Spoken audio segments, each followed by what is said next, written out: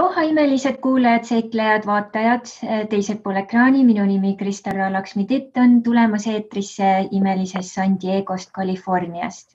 Ja ma kutsun ennast uue aja coachiks, kes usub, et meis kõigis on imelised aarete laekad. Kui me need avame, saame hakata manifesteerima oma sisemisi muinasjutte siia reaalsusesse iseenda tingimustel. Ja täna on meil väga eriline päev, sest täna on meil külaliseks siin Aarete seikluste podcastis Tamur Tohver. Tere tulemast! Tere kõigile! Nüüd oma töös ja elus oled sa hästi palju kokku puutunud inspiratsiooni ja improvisatsiooniga. Ja kuidas sina näed, on see oluline suhe või suhestatus nende kahe olulise kvaliteedi vahel ja kuidas võib-olla ka kuulajad, vaatajad saaksid rohkem õppida teadlikumalt suhestuma nende kahe kvaliteediga ja oma elus võib-olla isegi nende vahele silda looma? No siin on, kuna ma olen hästi täpne sellistes asjades nii seesmiselt kui väliselt ja siin teistmoodi ei saagi. Inspiratsioon üldjuhul on nagu alati puhas ja tõene, et see tuleb nagu mis tahes, algab mis tahes nagu impulsist või päästikust. See võib olla sündmus või inimene või seesmine tajumine. Vaatad kedagi eemalt mererannast, kunstnik saab inspiratsiooni, maalib pildi, eks ole, aga näiteks tehase juht saab hoopis teist laadi inspiratsiooni ja rakendab seda inimesi juhtides. Igal juhul on ta puhas ja tõene. Improvisatsioon on tihtilugu sellise kõlaga, et ta on tegelikult, ma nimetaks, kui ma püüaks seda defineerida, siis ma nimetaks selliselt. Improvisatsioon on reegliteta püüd keerulises olukorras hakkama saada.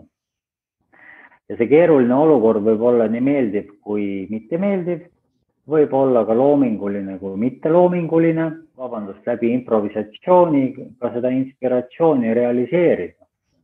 Ehk siis, et saades inspiratsiooni, valin ma selle väljenduseks improvisatsiooni. Aga igal sajal juhul on improvisatsioon ilma reegliteta. Ja nüüd see sild nende kahe vahel tundub väga tore ja loominguline, aga mina võib-olla vastu ootusi kuidagi nagu kutsuks üles, et inspiratsiooni valmidus peaks olema meis igas ühes.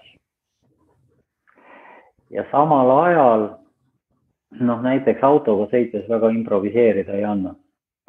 Loomulikult pealtnäha on see selline situatsioon, et liiklus on iga päev erinev. Aga kui sa täpsemalt vaatad, siis sa teed pidevalt ühtedes samasuguseid asju.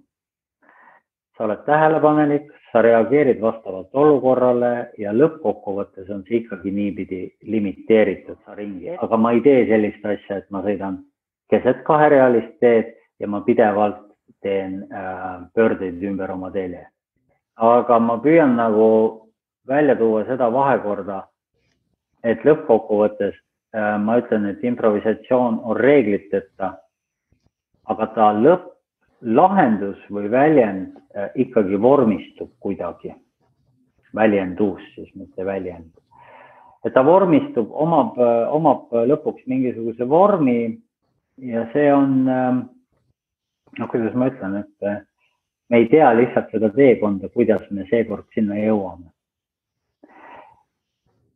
Improviseerides me vahel ületame iseennast, sellepärast, et me julgeme minna kohtadesse, kus me enne ei ole käinud ja sealt võib sündida uus kvaliteet.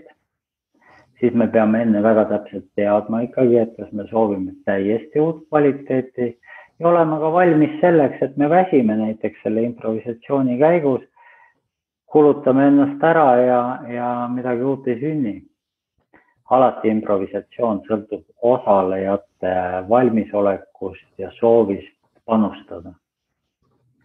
Ja selles mõttes inspiratsioon on puhtalt sinu oma, improvisatsioon teatud maani on ka puhtalt sinu oma, aga üldjuhul ta on ikkagi, see peegeldus tuleb teistelt.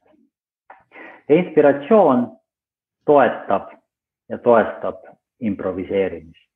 niipidi. Metoodika, mida ma siis selles doktorantuuris uurin ja proovin ja kuidagi mõõdistan, tegelikult tegeleb üsna sellise lihtsa asjaga ja ma nimetan seda 0 punkti tehnika.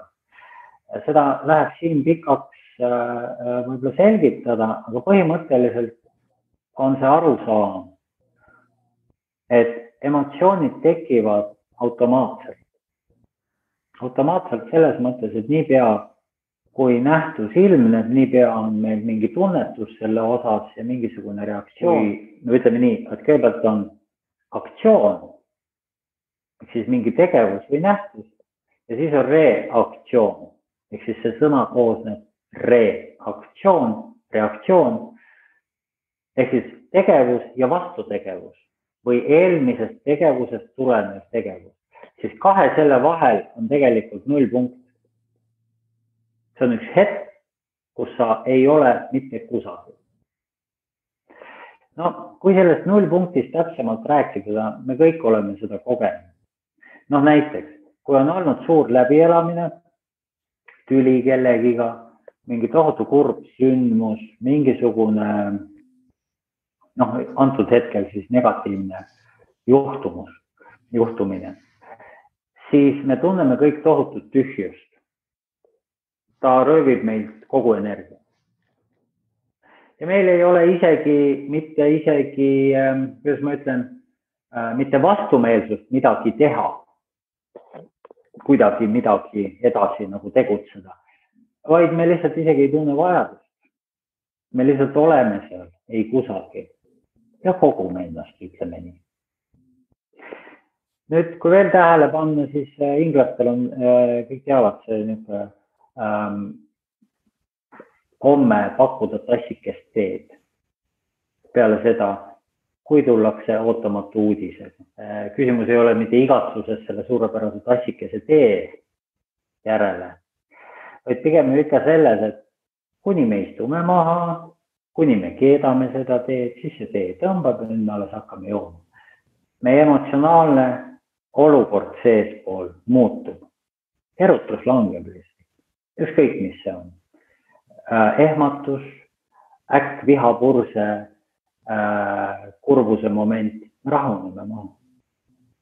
Teine asi on suhkruvee joomine. Suhkruvee joomine samamoodi, ta tõstab lihtsalt veresuhkru taset, aga muudab ka hingamist. Ja nii nagu sinagi kirjeldasid, et sukeldumise juures veeteraapia üks suuremaid omadusi on see, et vesi füüsiliselt mõjutab meie nahka. Ta lõdvestab. Teine asi, mis puudutab hingamisi, kui sa valesti hingad, siis on vee all probleem. Kolmas asi, mida vähem on hapnikku, seda väiksemad on emotsioonid. Seda on hästi lihtne nagu mõista või mõõta. See sama hetk, mida ma enne kirjeldasin, kui sa oled täiesti tühi ja sa ei hingelda ja ei jookse ja see ja teine ja kolmas, siis su teadvus tegelikult täpselt samamoodi jääb seisma. Miks öeldakse, et tuleb ettevaatlik olla hingamistehnikatega, kus on sisse planeeritud hinge kinni hoidmine? See teadmine tuleb nüüd anatoomiast ja see tegelikult ütleb siis seda, et kui pikka aega hinge kinni hoida, siis see võib tekitada ajukahjustuse. Miks see nii on? Väga lihtne, uut hapnikku ei tule peale ja samal ajal ka vana süsihappegaas ei saa kuskilt väljuda kehast. Nüüd vee all olles, miks on väga oluline, kui sa kardad tegelikult sukeldada ja kui sa tõepoolest pead minema pimedasse kohta ja ma ei tea, mis seal kõik veel on ja tulevadki. Lihtne asi, tuleta meelde, vaatasid kodus telekat lapsena, siis korjasid jalad tagumiku alla, lihtsalt sellepärast, et diivani all on äkki kolli. Võib-olla päris nii ei maailnud, iga laps mõtleb erinevalt, eks ole, aga ma tean päris palju inimesi, kes on niimoodi tundnud. Ookeanis on muidugi haid ka. Ja see veel lisaks ja see on tegelikult see sama, sa ei tea, mis sind seal ees ootab. Ja nüüd tekib see, et aga samas sa tead ka seda, et sa ei saa seda viga teha. Sa ei tohi valel ajal nagu hingata. Kui palju on selliseid õnnetusi, kus inimesed ronivad nagu kõrgredeli peal no ükskõik kuhu, no tormkraana otsa või kuskile maja serva pidi.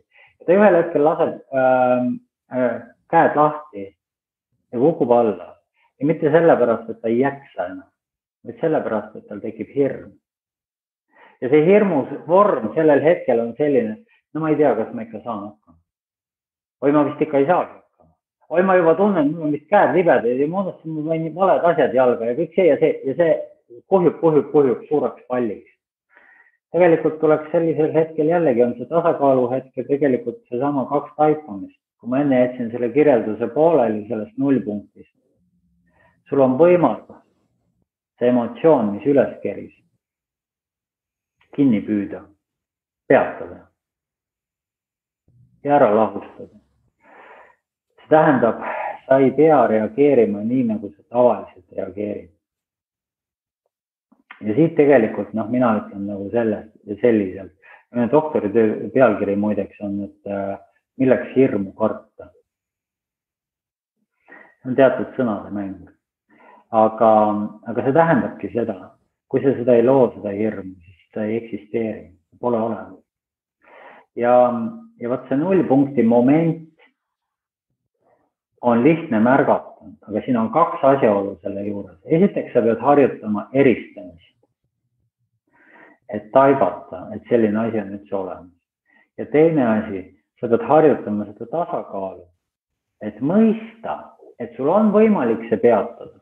Enamasti, mida me teeme, on see, et meil on mentaalne teadmine, aga meil puudub eelharjumus selliseid asju teha, sest me alateadlikult usume, et me oleme võimetud emotsioonide ees. Siin on väga oluline selgeks teha see vahe. Emotsioon tekib nii kui nii. See on looduslik. Aga enamasti, kui paanika on juba käes, siis ongi teda võimatu peatada. Nüüd on igasuguseid uskumusi ja igasuguseid mõtteid ja igasuguseid tehnikaid, mis kõik tegelevad selle samaga. Aga kõige lihtsam, mida sa selle 0 hetke, 0 punkti ajal või sees teha saad, on see, et vii oma fookus mujale. Ja jällegi, iseenesest sa seda niimoodi plõksti nagu ei tee, aga ma soovitan ühe lihtsa harjutuse. Igapäevaelu pakub sulle pidevalt võimalusi kellegiga vastuollu minna, kellegiga või millegi peale ehmatada või millestki ennast ise üles kerida nagu nii ärevuse printsiibil. Mis tahes ebameeldiv hetk võib tekkida. Inimesed on erinevad. Mõni ehmatab, hakkab nutma. Mõni vannub. Mõni vihastab. Igasuguseid asju. Ja mul on lihtne soovitus. Iga kord, kui sa tunnetad kellegiga mingisugust vastuolu, siis registreeri, et nüüd on see hetk. See käib sekundi murdosa jooksul. Sa juba tunned, kuidas see asi kerkib. Emotsioonid üldjuhul hakkavad meil kõhust tulema, mitte peast. Ja astu üle sellest. Peade kinni ja jäta see vandesõna ütlemata. On veel selline ütlemine, loe 10 enne, kui sa vastad. Mida inimesed tavapärases suhtluses tihtilugu teevad, on ju ikkagi see, et nad reageerivad automaatselt kohe, niipea kui keegi sulle ütleb.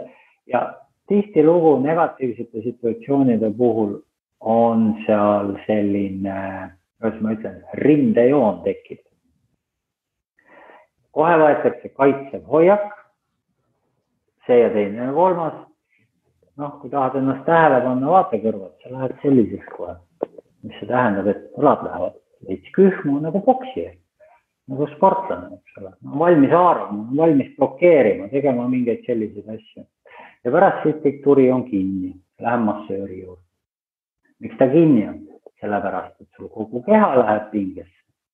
Sellepärast ka kogunevad siia üles. Joogas öeldakse kael, inimese kael on nagu pudeli kael. Ehk siis kõik need pahad asjad kogunevad siia turja piirkonda, välja neid lasta ei oska, heas mõttes. läheme konflikti, hoiame neid seal, tassime kaasas oma eelarvamuste kõige selle kütkes ja paratamatult pika peale tekibki küür selga. Üks hea füüsiline harjutus on ka see, et sa lükkad oma selja teadlikult sirgeks. Viid õlad taha. Kui me räägime täishingamisest, mitte vabastavast hingamisest, vaid täishingamisest, siis kopsu ei teki ruumi juurde. Ma räägin nagu lavakõneõpetaja, jah? Mitte läbi selle, mida inimesed tavaliselt teevad. Ütled neile hinga sügavalt, siis nad hingavad selle kõik siia niimoodi ja siis need õlad on siin niimoodi kõrvade juures. Nüüd mul on ette kujutus, et mul on kopsud õhku täis. Ei ole. Sul on lihtsalt õlad kõrvade juures. Hapnikku on sul täpselt sama palju. Rinnakorv ei avardu, ei alla, ei üles. Diafragma liigub alla. Mitte sellepärast, et diafragma või kõht hingaks. Joogas on ka kirjeldatud. Täishingamine on see, kui kõht liigub sisse välja, eks ole, ette taha. See tekib sellest, et diafragma liigub üles või alla. Kui diafragma liigub alla sisse hingamisest, siis ta ei tee mitte midagi muud, kui et surub seedeelundeid koomale selleks, et kops saaks avarduda.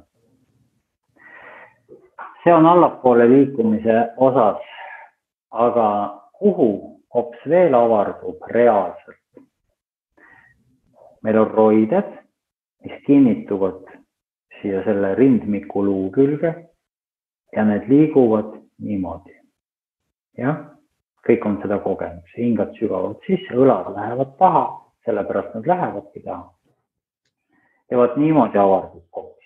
Ühtlasi teeb see serja sirgeks. Ühtlasi pääseb energia alt kehapõhjast üles alla vabalt liikuma, nii šušumnanaadid mööda kui ida-pingala naadid, mis on siis keskkanal ja vasak-paremkanal. Nii et see kõik on nagu harmoonias. See on mis tahes pranajama harjutustes ka, aga kuidagi on niimoodi läinud, et see teatriõpetus, mida me siin Eestimaal, aga ka väga palju Ameerikas viljeletakse, ehk siis Stanislavski süsteem. Stanislavski on väga palju võtnud joogast, osa teadlikult, osa alateadlikult. Ja nüüd see hirmuga tegelemise moment oli siis järgmine. Esiteks ma pean registreerima selle, et mul on see ärevus või see hirm või mis tahes asi. Teiseks ma pean registreerima ja teadma, et seda on võimalik peatada. Kolmandaks ma pean siis ka sooritama selle, et ma viin oma fookuse mujale. Ja panen nüüd tähele, et siin ei ole asi mitte selle fookus, kuidas ma ütlen, alla surumises, ära peitmises või ka eitamises, et mul on hirm. Vaid ma olen sellest teadlik, aga ma ei tegele temaga. Ma jätan ta sinna paika. Nüüd, kui me paneme siia juurde nagu sellise täismahuga hingamise, paanikahoogude ajal inimestel on kaks varianti, kas hingeb kinni või nad hakkavad hingeldama, et nad nagu ahmivad seda tohutult sisse välja. Vaat see, kui me oleme tähele pannud näiteks, kuidas laps nutab ja läheb nagu teatud sellisesse letargia on küll liikumatus, aga ma nimetaks hetkel praegu teistpidi, et ta läheb nagu omakorda, ta läheb mingisugusesse luupi, mingisugusesse ringstaadiumisse, et ta nutab ja mida rohkem ta nutab, seda rohkem ta nutab ja see lõpuks ajab teda hingeldama ja mida rohkem ta hingeldab, siis ta hakkab luksuma ja siis ta ei saagi sellest välja. Ehk siis kõik need tegevused või nagu toimingud, nii-ütelda kehatoimingud paratamatult põhjustavad teineteist. Ja ta lõpetab selle alles siis, kui ta on läbi väsinud, siis ta lihtsalt ei jaksa. Ja siis tekib rahunemine. Me tegelikult tegeleme selliste tehnikatega selles, et me seda rumalat luupi ei tekita. Me ei lase seda paanikahoogu, seda hirmu niimoodi kuhjuda. Mu kursustel on käinud tõsiselt inimesi, kes ei ole kusagelt maalt abi saanud, et neil on need paanikahood ja põhjendamatu ärevus ja mingisugused sellised asjad. Üks asi, mida veel peab teadma, ma kasutan oma tehnikates ka taandamist, ehk siis täiesti mentaalset teadmist osalt joogalikku, aga osalt ka sellist lihtsalt tehnilist, nii-öelda matemaatilist taandamist. Tihtilugu, kui meil on hirm, siis me ei tegele selle hirmu juurtega. Me tegeleme selle vaigistamisega ja meil on afektiseisund. Afekt kõlab nagu midagi suurt ja traagilist. See ei pruugi sugugi niimoodi olla. Afektiseisund on meil siis ka, kui me oleme selles emotsioonis välja tulla ei oska. Ja vahel me teeme veel sadomaso asja, et sellist masohistlikku, meile meeldib see kurbus, kus me istume ja siis me kannatame ja siis me oleme sellised ja teised ja keegi meid ei armasta ja ühesõnaga keerutame seda lumepalli nagu selles suunas. Me pööritame seda lumepalli, aga me ei anna endale absoluutselt aru, et meil tegelikult on infopuudus või moonutatud perspektiiv, kust meie seda probleemi kui sellist näeme. Toon lihtsa näite. Ootan inimest kohtamisele või kohtumisele on võib-olla neutraalsem öelda. Ja on kokku lepitud aeg, ta ei ilmu, ta ei ole ka teatanud mulle midagi ja kui ma talle püüan tagasi helistada, siis see telefon mitte lihtsalt ei vasta, vaid ta aku on tühi või ma ei tea, mis seal on, aga igal juhul ta on välja lülitatud. Võimendan seda näidet. Ma olen ema, kell on 11 ja ma ootan teismelist poega või tütart koju. Ja juba on sellel nagu hoopis teine varjum või tähen. Ja ma ehitan kokku endale igasuguse asja. Nüüd juhtub veel see, et mingil imelikul põhjusel seda inimest ei tule nagu päris kella hiljani, ütleme siis niimoodi. Ja pärast ma mõtlen endale kokku juba igasugused väga halvad stsenaariumid ja pärast selgub, et põhjused olidki väga lihtsad. Viimane buss jäi ära, aku sai tühjaks ja ta otsustas jääda hetkel turvalisemasse kohta, näiteks sõbra juurde öömaja. Mingil põhjusel nii-öelda soovides ema säästa ei hakanud ta enam kell 3 öösel helistama. Veel üks põhjus, ta siiski on teismeline ja ta ei taju seda sügavust, kui sügavalt ema võib muretseda. Tema olude hinnangul oli kõik täiesti normaalne. Sina, kes sa oled ema, näed seda asja hoopis teistmoodi, sul on hoopis teistsugused motiivid, hoopis teistsugune hirmu tasand ja paratamatult sa mõtled nagu teises suunas. Kui sa oled tasakaalus inimene, siis sa ootad teadlikult. Võib-olla sa tõesti ei maga sel ööl, aga sa otsustad oodata ikkagi hommikuni ja tihtilugu ka oodatakse, paratamatult. Nii et näiteks ega see taandamine on täpselt samamoodi. Kui sa suudad selle protsessi peatada, siis sa oled palju adekvaatsem selle tegeliku olukorra juures. Väga palju räägitakse praegu ikkagi maailmas ka sellest, et see lockdown või see selline distantsi nõue ja kõik see niisugune suletus, et see ei ole mitte esimene ring, vaid et sellele tuleb järge võib-olla ja kõik sellised asjad, et see, mida me praegu õpime, on mingisugune teistsugune teema. Alles hiljaaegu siin ka internetis keegi jagas artiklit sellest teadmisest, kuidas külma sõja ajal kasutati selgeltnägijate abi, et sõna otseses mõttes hankida infot vastastikku, siis Venemaa ja Ameerika Ühendriigid kasutasid seda vastastikku, ehk siis, et selgeltnägemise tehnikas on tõesti teostatavad, arendatavad ja joogas muideks öeldakse, et circa aastal 4000 sünnivad inimesed juba sünnivad kaasa sündinud telepaatiliste võimetega, mis on kordades kõrgemad kui meil täna praegu. Mis see siis tähendab, et järelikult ükskõik, kas see on geneetiline, bioloogiline või siis harjutamise tulemus. Igal juhul see on nagu siis see inimkonna arengu väljavaade.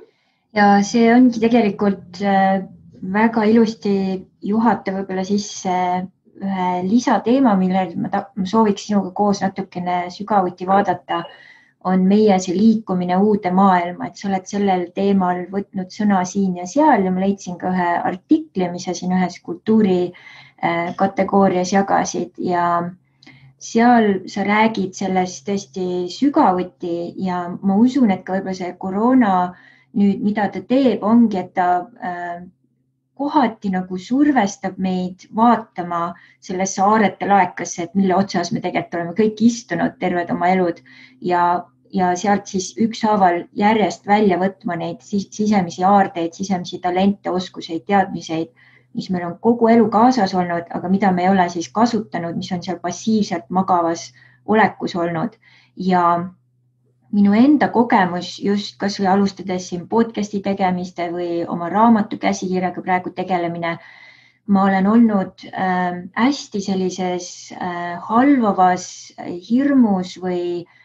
energias, kus ma ei ole oma sisemisel kunstnikul lasta sellel loomingul ennast teenida või toetada.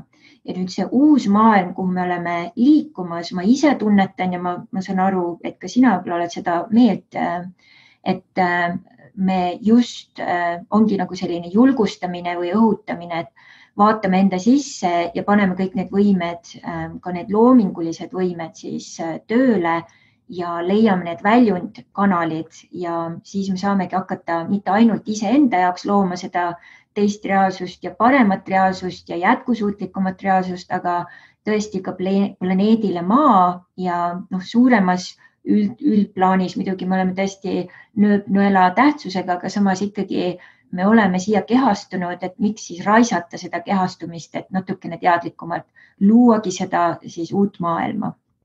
Et kuidas sinu nägemus selle teemaga on? Tegelikult on hästi suur ja lai teema, et kuni sa kõnelesid, ma tooks ühe sellise võib-olla paar hästi sellist, kuidas ma ütlen, materialistliku maailma lihtsalt näidet. Kui Eestis oli siis liikumiskeeld, siis ma üsna selgelt ütlesin, et mis tahes poed pannakse kinni, aga ehituspoed jäetakse lahti. Ja see ei ole mitte kasumi eesmärgil, vaid see tuleb lihtsalt sellest, et kui sa võtad inimesed kõik vahendid ära, siis paratamatult kõik hakkavad korrastama, tegelema koduga. Ja see on nagu üsna normaalne, sest aktiivsed inimesed ja ka vähem aktiivsed inimesed, kõigil on raudselt midagi, mis on jäänud kuskile nii-öelda ootama oma aega, millal saab sellega tegeleda või korrastada ja teine tore asi oli veel see lõppkokkuvõttes, et tore on selle kohta võib-olla vale öelda, aga see oli täpselt kevadine aeg, kus on nagu aiamaad ja loodus ootab nagu oma ja kõik need teemad. Ja ma ise sattusin, kui Eestis see hetk algas, siis ma parasjagu, meil olid teatriproovid uue lavastusega, mis septembris nüüd lõpuks ka välja tuleb, sest esietendus pidi aprillis olema ja me tegime proove parasjagu ja ma elasin tollel hetkel just kesklinnas, rentisin ühte pinda. Ja siis, kui see kohale jõudis, see 13. reede oli see uudis, et nüüd on kõik halvasti, homme ei tohi õue minna ja tööle ei tohi minna ja kõik need jutud, siis momentaalselt oli inimtühi see kesklinn. Mitte ainult, et inimesed ei käinud ringi, vaid isegi autod ei sõitnud. Ja see näitas tegelikult ainult ühte sellist asja, et kõigil oli vaja seda hetke, seda hingamise momenti. Ja küll oli meeldiv ja nauditav, et keegi teine väljast poolt selle olukorra nagu fikseeris. Antud juhul lihtsalt see liikumiskeeld. Tekkis nagu selline nullpunkt. Jah, tekkis selline põhjendatud koju jäämine.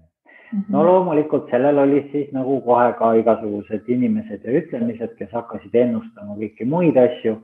Ja see ka vastab tõele, et mõned paarid või perekonnad, kes siis olid sunnitud 24 tundi üksteisele otsa vaatama ja arvestama teineteisega ikkagi väga väikese nagu distantsi pealt kogu aeg koos olema, siis see põhjustas kindlasti väga suuri üllatusi ja võib-olla ka negatiivseid üllatusi ja võib-olla ka lahkuminemisi. Üks asi veel, mis juhtus, mida oli väga tore tähele panna. Momentaalselt kasvas igasuguste jalutajate, tervisejooksjate hulk sest paratamatult, kui sa istud kuskil kinni, siis tegelikult keha nõuab oma, aga oli ka teine tore tähelepanek, et kui käidi siis jalutamas, siis väga palju tekkis mis tahes vanuses paare, kes käisid käest kinni.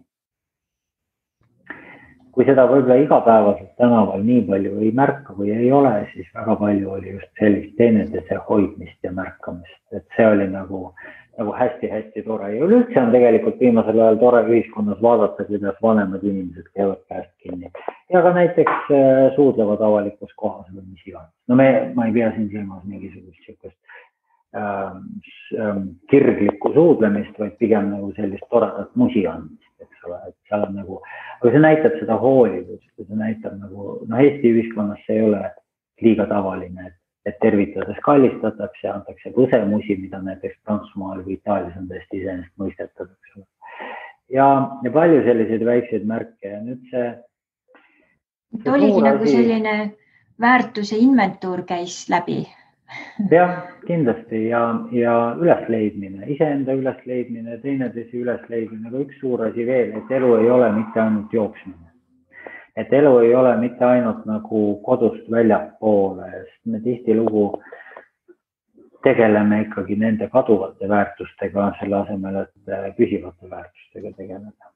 Ja teine asi, mida on selle perioodi väga palju erinevaid inimesi, selgeltnägijaid ja kes tahes veel on selle kohta sõna võtnud, aga ja üks väga selge nagu ettekuulutus, ennustus ja ma ei hakka sellesse sügavamalt edasi minema, ütleb sellist asja, et praegu tehakse see valik või õigemini antakse siis inimestele valida. Kuidagi teadmine, et kas sa siis liigud nagu rohkem seda vaimsuse teed ja rohkem nende väärtuste suunas või siis sa lähed rohkem tarbija väärtuste suunas ja siis loetakse ka selliselt, et tarbija väärtuste suunas minejad, et nad paratamatult muutuvad veel masinlikumaks, veel rohkem nagu lasevad vedada ennast sellest materialismist, nendest väärtustest, mis selle materialismiga kaasneb ja ma kahjuks pean ütlema, et selles maailmas on see hirmude teed minek, mida rohkem sa omad, seda suurem on hirm seda kaotada. Ja ego printsiip, enda defineerimine käib läbi positsiooni, läbi kaaslaste hinnangu, läbi materiaalsete väärtuste ja kõige selle nimel info hankimise ehk siis uudishimu. Uudishimu iseenesest ei ole halb asi, aga see, et ma tahan kõike teada, ükskõik mis hinnaga, tahan kõike saavutada, tahan igale poole jõuda, blokeerib ära. Sul ei ole aega tegeleda oma tegeliku oskuste tõstmisega, oma tegeliku väärtuste baasi loomise või siis ka sellest arusaamise ja mõistmisega ja sul ei ole aega nagu iseendaga tegeleda. Ma pean ütlema, et ma ei tea mitte ühtegi miljonäri ei siin maal ega välismaal, kes ei tegeleks iseendaga järjepidevalt. Aga nad hoolitsevad enda eest ja nad on oma tegevustes järjepidevad ja see sugugi ei kuku taevast kõik need külluse allikad. Et seda kõike nagu realiseerida või selleni jõuda, kas siis nagu vaimses plaanis või mis tahes sinu väärtus on, see lõppkokkuvõttes on ikkagi eneseteostus. Kui sa selles eneseteostuses järgid ainult iseennast ja oma tahtmisi ja võib-olla ka kustutamatut soovi või himu all ma ei mõtle sugugi mitte seksuaalsust, sest tantristlik maailm tegelikult ei ole midagi muud kui meheliku ja naiseliku energia sümbioos ja tasakaalustamine, siis selles eneseteostuses ja saama himu, nagu selline kallutatud saama himu, kui sellest kõigest ei ole soovi seda jagada ja viia uuele tasandile arengulises, evolutsioonilises plaanis, nagu ühiskonda või inimkonda või tegevusi maal või planeeti maad tervikuna, ükskõik kui abstraktseks me läheme ja samas konkreetseks, siis kindlasti need tegevused ei ole toestatud. No tegelikult on ju veel päris palju kirjeid, nimetame neid siis mälestusi või dokumente vanematest aegadest. Atlantise riik väidetavalt siiski eksisteeris ja seal elasid inimesed, kellel olid väga tugevad võimed ja neil läks väga hästi. No ma korraks hüppan ja jätan selle müstika, mõne jaoks müstika nagu kõrvale, aga ütlen, et kõik mäletavad Rooma riigi arengut, tõusu ja langust. Seal ei olnud sugugi probleem sellest, et alistatud maad kuidagi ühel hetkel haarasid võimu ja tegid revolutsiooni. Seal oli täpselt seesama Eesti vanasõna, kala hakkab mädanema peast. Mis see tähendab? See tähendab seda, et ülikkond ja kõrgem eliit, ka vaimne eliit, lasi ennast lihtsalt hüvedest, mõnudest ja ihadest hukutada. Ehk siis nende allakäik oli nende enda genereeritud. Ja praegu juhtub ju maailmas täpselt seesama asi. Me vaatame, kuidas siin targad nagu sõna võtavad, ma mõtlen nagu spetsialistid.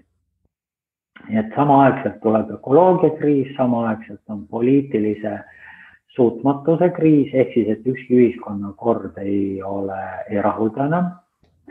Siis juhtub see asi veel, et selle poliitilise kriisiga tuleb kaasa majanduslangus, ehk siis majanduskriis ja nii edasi ja nii edasi. Nii et üks loogiline asi viib teise.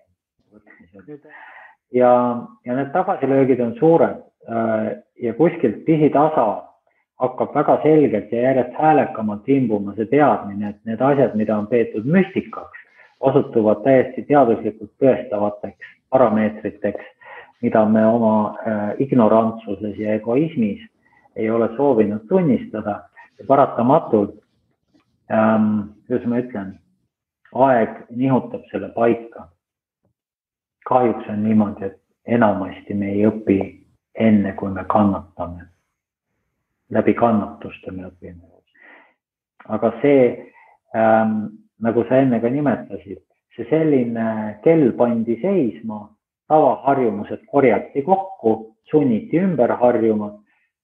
Seal oli üks väga, minu jaoks, sellest ei ole keegi veel väga rääkinud, küllap see tuleb jälle lainena, aga ma ennustan taaskord kuidagi, et need inimesed, kes tollel hetkel olid enne üksikud, see nende jaoks kindlasti võis täiesti kohutav olla. See ei ole meeldiv positsioon, ka mina olen seda oma elus kogenud päris sügavuti ja üpris varakult ja minu mõlemad vanemad lahkusid üpris varakult, üpris ootamatult. Ja need on sellised asjad, et see võis teha inimesi tugevamaks, aga see võis ka väga lammutada ja hävitada.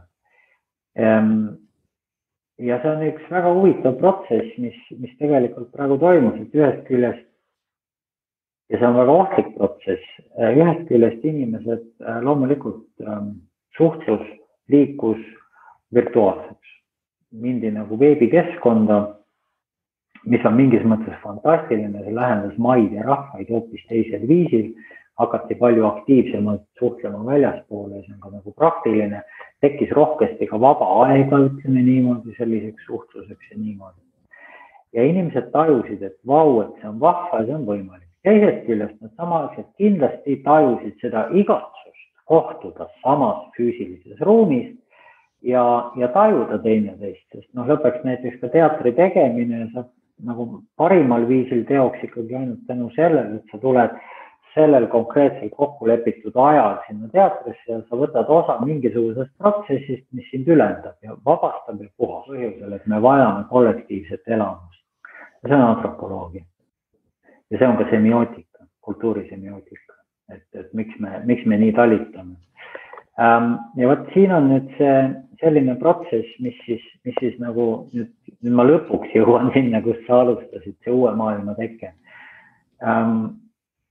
Kui me ostame endale arvuti, siis tikapeale kogub sellised rämpsfaile, ütleme.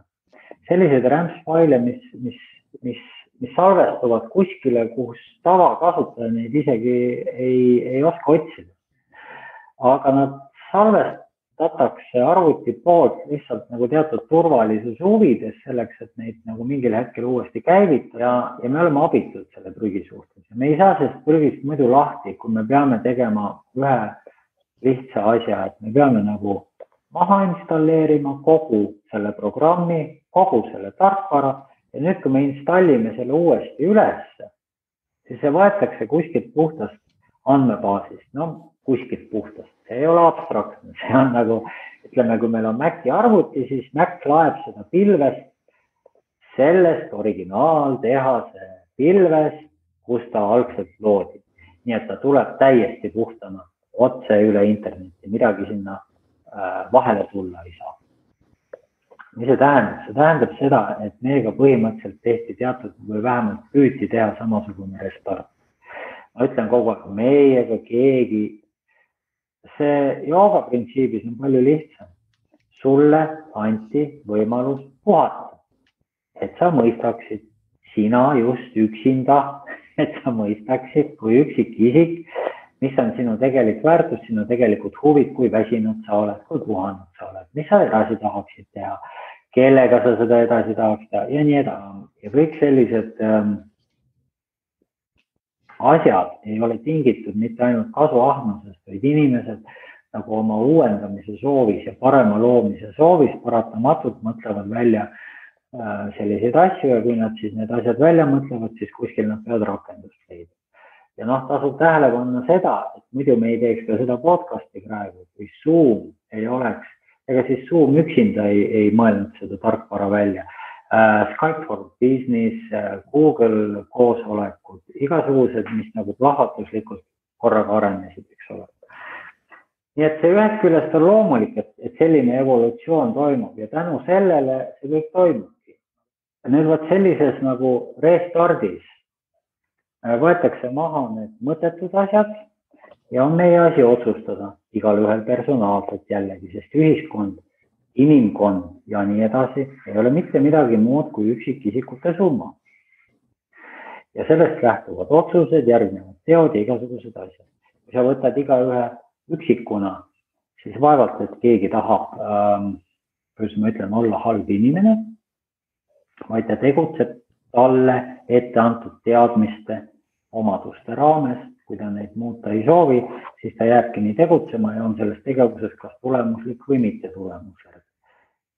Ja nüüd tegelikult kõige selle juures tekibki see nagu otsustamise või võimaluste baas ja sealt siis tekib ka see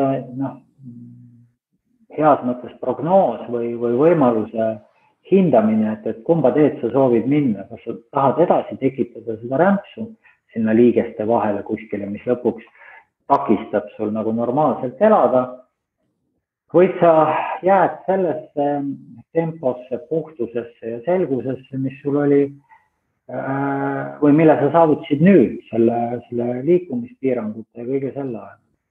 Ja võt siit omakorda tegelikult ükskõik kust otsast me seda asja vaagime, me näeme ikkagi nagu seda, et selleks, et oleks jätkusuutlik, tuleks minna nende põhiväärtuste juurde, kus igaüks jõuaks oma kutsumuseni ja sealt me omakorda jõuame selleni, et tegelikult inimesed ju tegelikult ei taju nagu päris palju asju.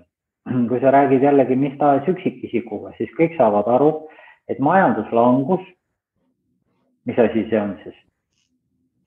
No mis asi on majanduslangus? Mis see tähendab? See raha kaotab väärtuse või? See tegelikult tähendab seda, et raha tekitakse juurde, sellepärast, et kuskil on mingi võlg. Me räägime, ettevõtted jäid seisma, kasumit ei tekkinud, makse ei laeku ja niimoodi. Aga mis siis, kui me võtame kätte ja lihtsalt nagu matemaatiliselt tõmbame need nullid sealt tagant maha, selle asemel, et neid nulle kogu aeg juurde kirjutada. Eelmine majanduslangus 2008 tekkis ju sellest, et hakati väljastama võlakirju olematute võlakirjade katteks. Laenu hakati tagama uue laenuga. Siis hakati neid laene kindlustama. Kasvatati mingisuguseid hüpoteeki. Ma ei ole nagu majandusterminites väga nagu tugev, aga see põhimõte on kõigile arusaadav. Ehk siis tegelikult seda võlga ei ole olemas. Tegelikult me võiks südamerahuga lihtsalt nagu õhku välja lasta iseendast ja oma nagu mingitest arusaamadest, et meil peab olema kasum. Ja selles mõttes nagu kui me nüüd uuesti vaatame korraks, et sellel virtuaalsusel ja kõigel sellel on üks asi veel. Raha on kokkuleppeline asi. Kui me nüüd järgi mõtleme, siis me tegelikult vahetame kaupu juba ammu. Me vahetame kaupu sellisel viisil. Mina tahan sõita punktist A punkti B. Mina ei taha otseselt osta nagu taksoteenust. Mina soovin, et keegi vabatahtlik tuleks ja viiks mind sinna. Nüüd on kuskil keegi vabatahtlik, kellel on vaba aega. Aga ta ei tea, et mina seda soovin. Kuidas me selle lahendame? Me lahendame selle niimoodi, et me teeme äppi, mille nimi on Bolt. Mina toksin sinna äppi, et mina tahan nüüd sõita ja tema seal Boltis. Siis vaatab, et keegi tahab sõita ja niimoodi me saame kokku. Aga kui ma taksost või sellest autost väljun, siis ma raha ju ei vaheta.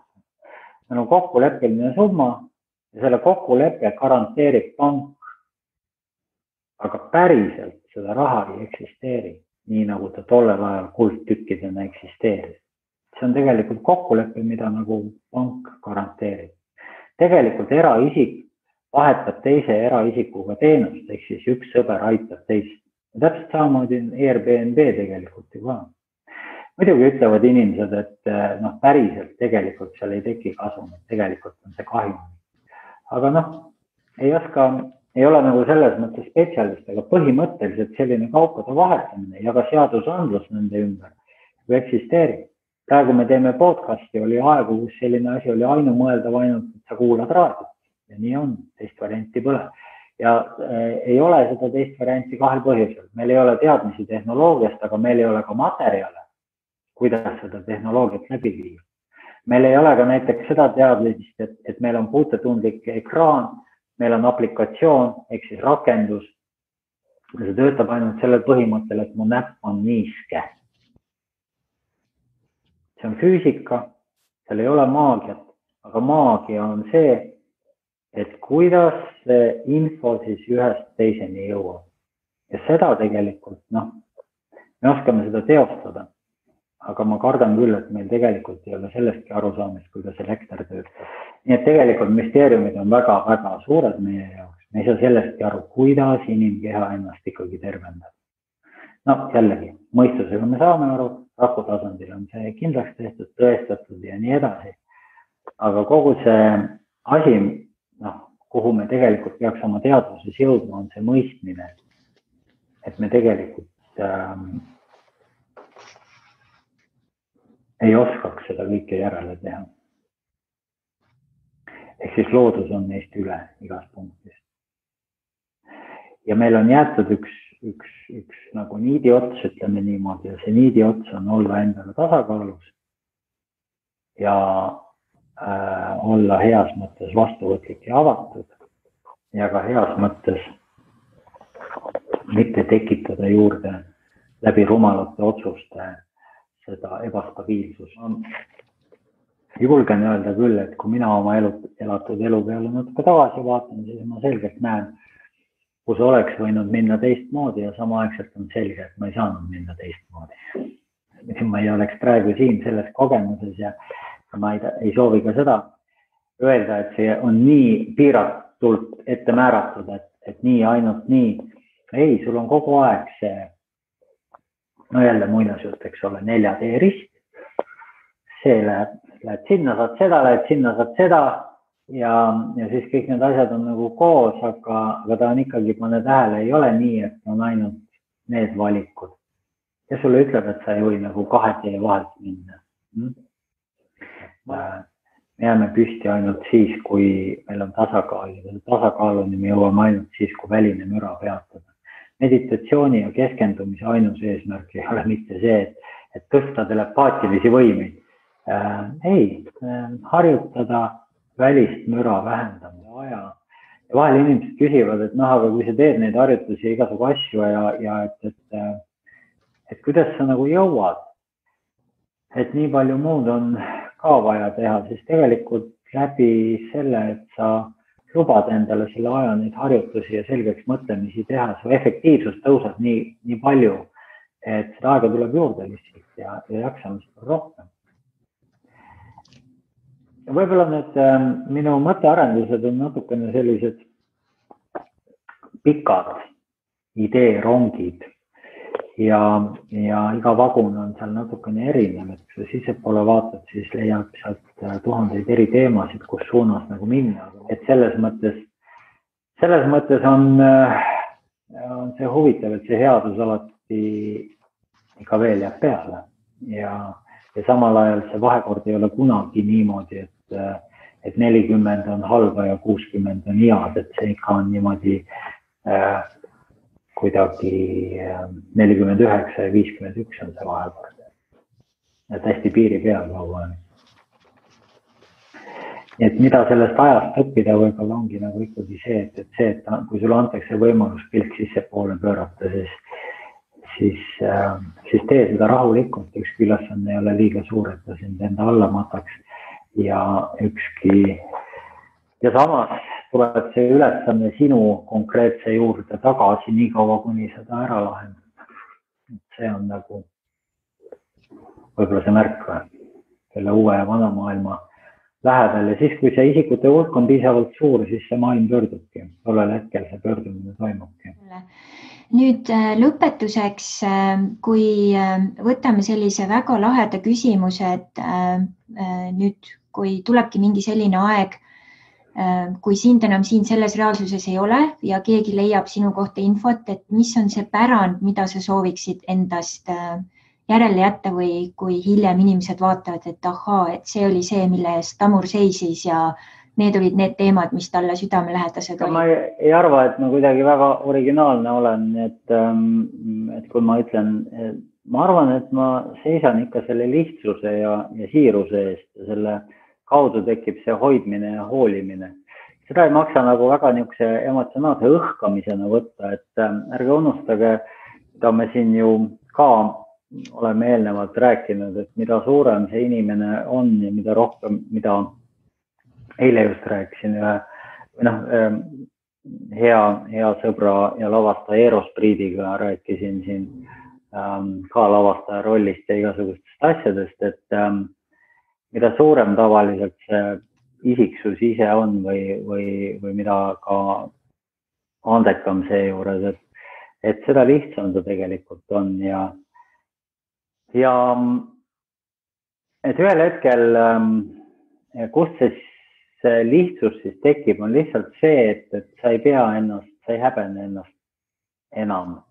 Sa ei püüa olla keegi teine või midagi muud, kui sa oled, et sa oled endaga seesmiselt tasakaalus ja vot see on selline hea, soe tasakaalu tunne, mis siis võtabki ära selle poosi vajaduse ja tasakaal omakorda siis loob võimaluse maksimaalselt avaneda ja see läbi ennast siis täiuslikult realiseerida. Nii et kui sa oled teistele avatud, kui sa oled iseenda suhtes avatud ja ma tean, et inimesed hakkavad siinkohal kohe mõtlema seda, et oi, aga siis ma olen ju haavatav ja siis on kõik need koledad tulevad mulle kohe kallale ja tahavad must igasuguseid asju saada ja nii edasi, aga noh, ma ei oska ütelda, minu elukogemus näitab midagi muud ka, et ma olen olnud sunnitud kuidagi olema suletud ja see ei mõju ikkagi lõppkokkuvõttes hästi tervisele ja näiteks see sama asi, et ei saa lõpmatuseni teha tööd, mis sind absoluutselt ei rikasta nagu seesmiselt. See lõpuks hakkab ju stressi tekitama ja see allakäik on nagu ilmne, ükskõik mis tähenduses või mis tasandil. Nii et selles mõttes see siirus ja lihtsus ja hoidmine ja see hoidmine tekibki sellest. Sõna otsese mõttes inimesed hakkavad sind armastama, kui sa nendesse hästi suhtled ja sa seda väljendad. Mul oli kasuisa mingis eluperioodis. Tema suurim ilu ja väärtus, mida mu ema alati nagu rõhutas või välja tõi, oli see, et ta naeratas.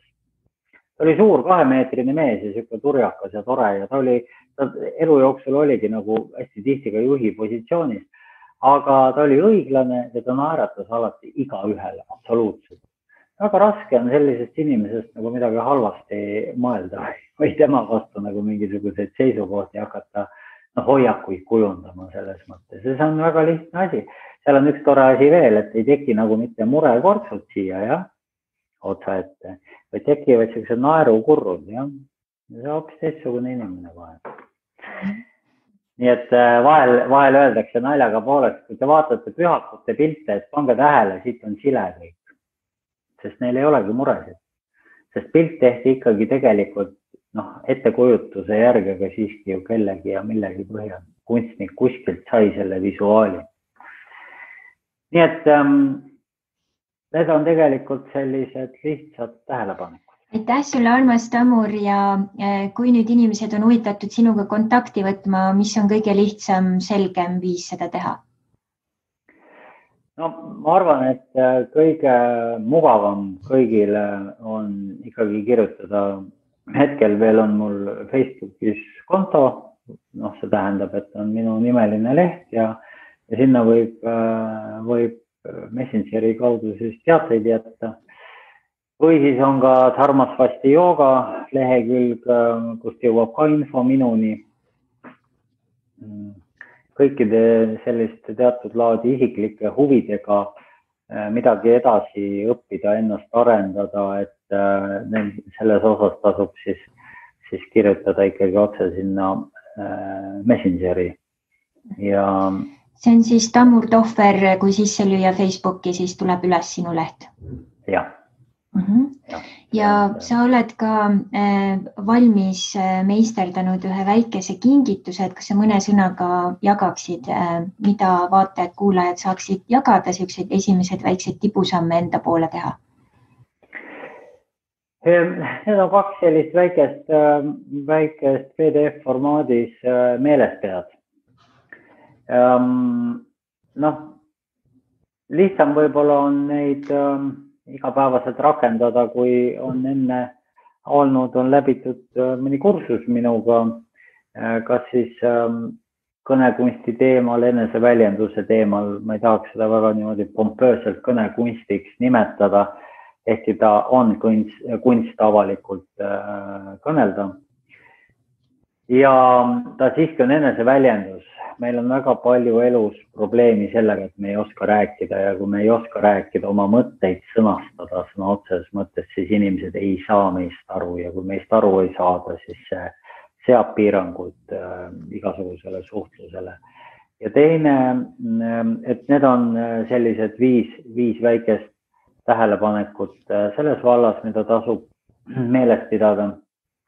Ja teine on meeles pea enesekindluse hoidmiseks või saavutamiseks või selleni jõudmiseks. Nii et